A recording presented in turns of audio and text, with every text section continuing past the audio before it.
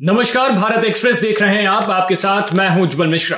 23 महीनों की जेल के बाद आजम खान जमानत पर बाहर हैं। आजम की जमानत पर बाहर आते ही बाहर आई हैं उनकी सियासत की चर्चाएं। आजम खान इन दिनों इंटरव्यू दे रहे हैं। जेल से बाहर आने के बाद आजम खान अपने पुराने किस्से बता रहे हैं। नेताजी मुलायम सिंह यादव के साथ अपनी नजदीकियों का बखान कर रहे हैं और आजम खान बता रहे हैं कि कैसे वो इतने दिन जेल में उन्होंने अपना वक्त गुजारा।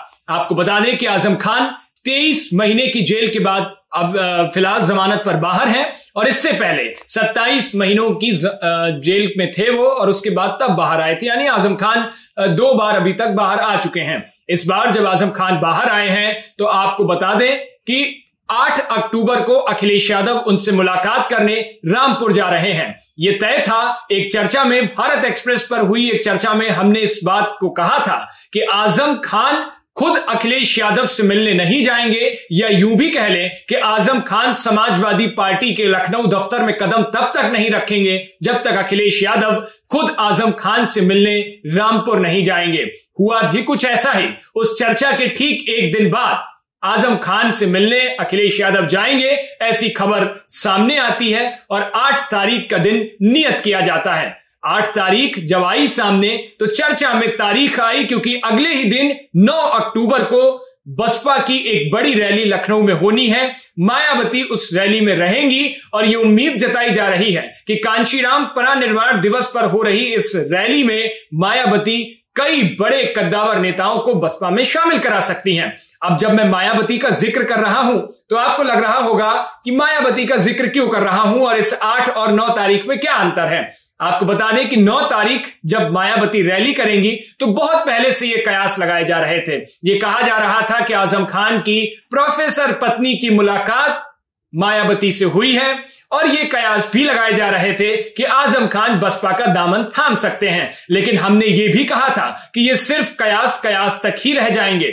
आजम खान ने मीडिया को दी बाइट्स में इस बात का जिक्र किया, इस बात को खुलकर कहा कि वो बिकाऊ माल नहीं है, उनका जमीर जिंदा है। आजम खान ने अखिलेश यादव के लिए भी कहा कि उनके वालिद मेरे बहुत अच्छे दोस्त थे, अब वो बड़े लोग हैं। और इस तरीके से आजम खान के अंदाजे बयां तो आपको पता ही है कि वो किस तरीके से बात करते हैं।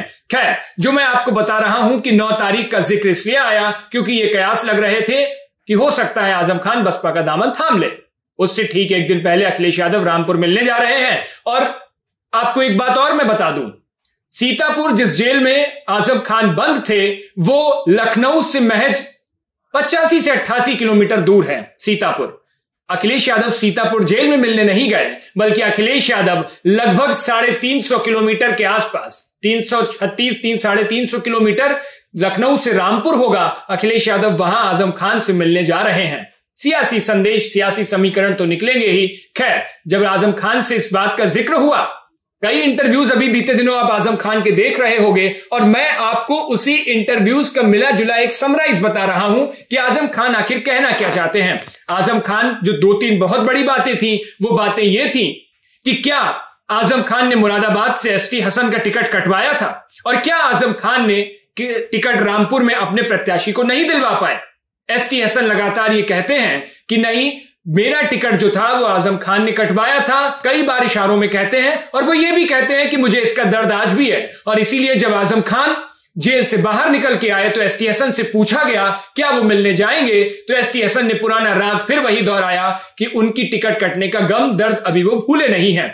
एसटी हसन को लेकर के जब आजम खान से बात की गई एक न्यूज चैनल के इंटरव्यू में, तो उन्होंने ये कहा कि मैं रामपुर में अपने प्रत्याशी को टिकट नहीं दिलवा पाया तो जेल से मैं मुरादाबाद के प्रत्याशी की टिकट कैसे कटवा देता।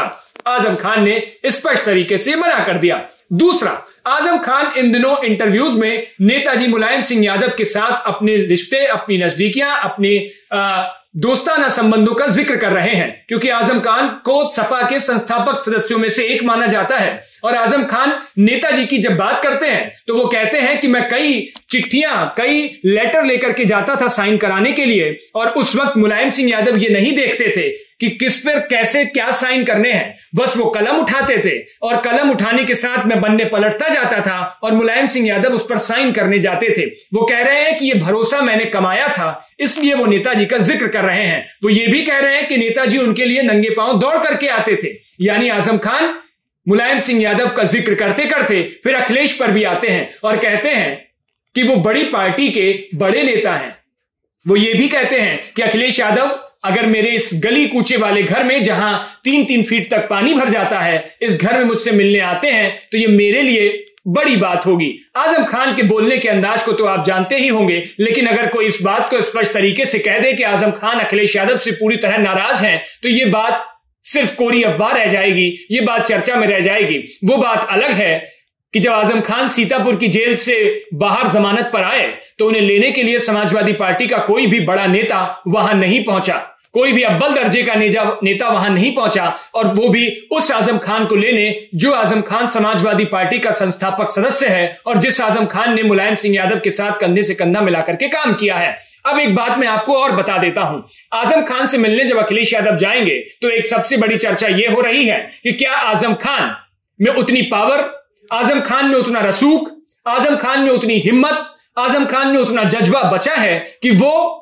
2027 में आने वाले चुनाव में अपनी भूमिका निभा पाएंगे, और क्या आजम खान 2027 में मुस्लिमों को समाजवादी पार्टी के पाले में कर पाएंगे।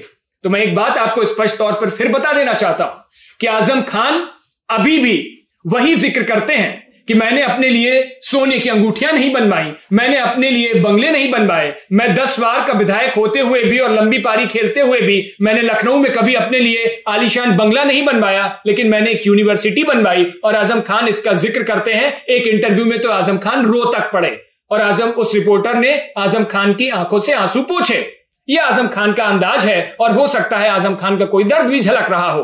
बात आती है कि क्या वो मुस्लिमों को अपने पाले में ला पाएंगे, तो मैं एक बात और आपको बता देना चाहता हूं कि आजम खान का रसूख, आजम खान की बात अभी भी एक तबके को चुभती है, एक तबके के घर सीने में घर कर जाती है। आजम खान बेशक सियासत में अब उतने अव्वल दर्जे के रसूखदार न रह गए हों, लेकिन फिर भी आजम खान के पास एक बड़ा वर्ग है और वो आजम खान की बात को सुनता है, उनका फॉलोअर है। लेकिन अगर आप मुझसे उस वक्त की बात कहेंगे 2002 के आसपास की और 2007 और फिर 2012 उस वक्त का जिक्र अगर करेंगे तो हां, तब आजम खान की एक वक्त में तूती बोला करती थी, लेकिन आज वो आजम खान डकैती, चोरी, इनके केस में अपराधी है और उसकी सजा काट रहे हैं वो आजम खान। तो आजम खान के रसूख में तो जाहिर तौर पर घटौती हुई है और इसीलिए समाजवादी पार्टी को अब मैं ये बात बहुत जिम्मेदारी के साथ कह रहा हूं कि आज आजम खान को समाजवादी पार्टी की जरूरत है। समाजवादी पार्टी की इतनी जरूरत, या मैं यूं कहूं मजबूरी, आजम खान नहीं है, लेकिन फिर भी सियासत होती है और सियासत की कक्षा में जब आप बैठेंगे तो उस कक्षा में जब इतिहास, भूगोल की किताबें आती हैं तो हर बार चैप्टर 1 से नहीं होते हैं। सियासत की किताबों के इतिहास, भूगोल के चैप्टर जितनी बार पलटेंगे बदलते चले जाएंगे। तो यह कहना भी ठीक नहीं है कि आजम खान कहीं नहीं जा सकते। यह सियासत है और सियासत में कभी भी कुछ भी हो सकता है। लेकिन एक बात मैं बहुत जिम्मेदारी के साथ कह सकता हूं कि फिलहाल आजम खान कहीं नहीं जा रहे हैं और अखिलेश यादव के साथ कंधे से कंधा मिलाकर उनके बेटे चुनाव में भूमिका निभाएंगे और बहुत हद तक अब जो टिकटें होंगी वो रामपुर के अंदर आजम खान के हिसाब से ही बटेंगी।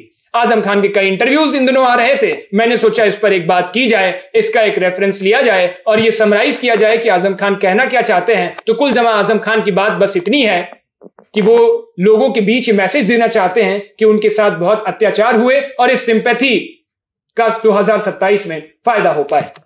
आपकी क्या राय है उनके इंटरव्यूज को लेकर, कमेंट बॉक्स में जरूर बताइएगा। आज के लिए बस इतना ही। देखते रहिए भारत एक्सप्रेस।